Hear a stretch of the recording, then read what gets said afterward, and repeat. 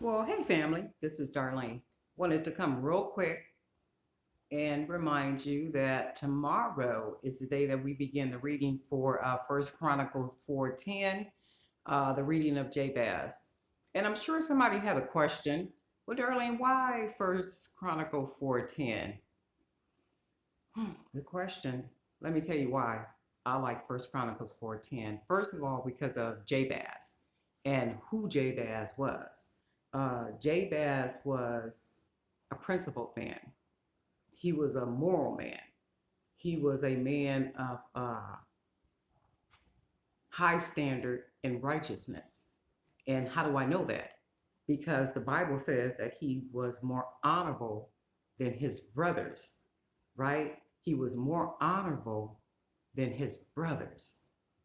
Yet, he was the one that caused his mom the most pain in childbearing. She said, in childbearing, I bore him in pain, right? So that says to me, why would that even be mentioned?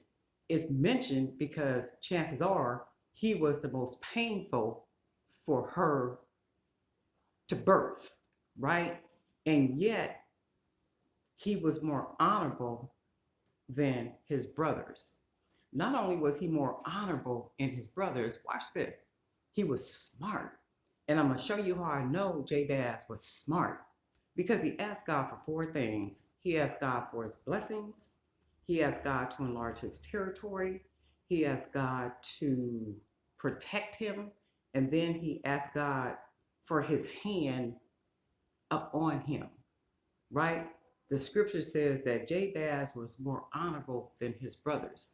He called out to the God of Israel, enlarge my territory, and let thy hand stay upon me, and let no evil come upon me, right?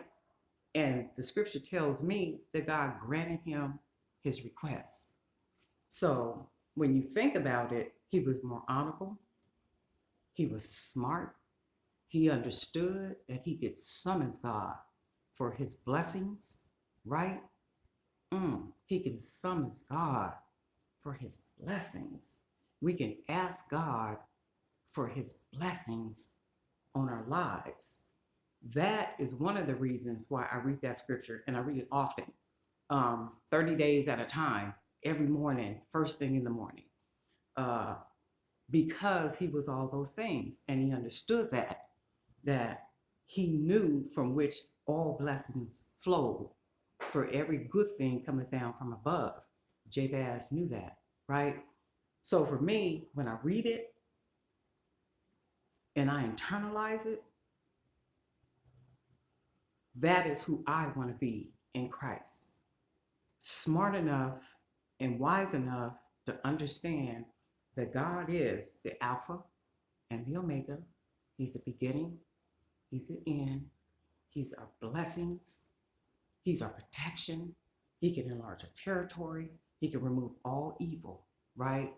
At the forefront of my mind, I always want to remember that. So that is why that is one of the scriptures that I always read. So for those of you who said that you're in, me too, okay? This is how it works for me. So if you have to write it down, 1 Corinthians 4:10, if you have to write it down, stick it on your wall, stick it on your closet, stick it in your bathroom, wherever you got to stick it.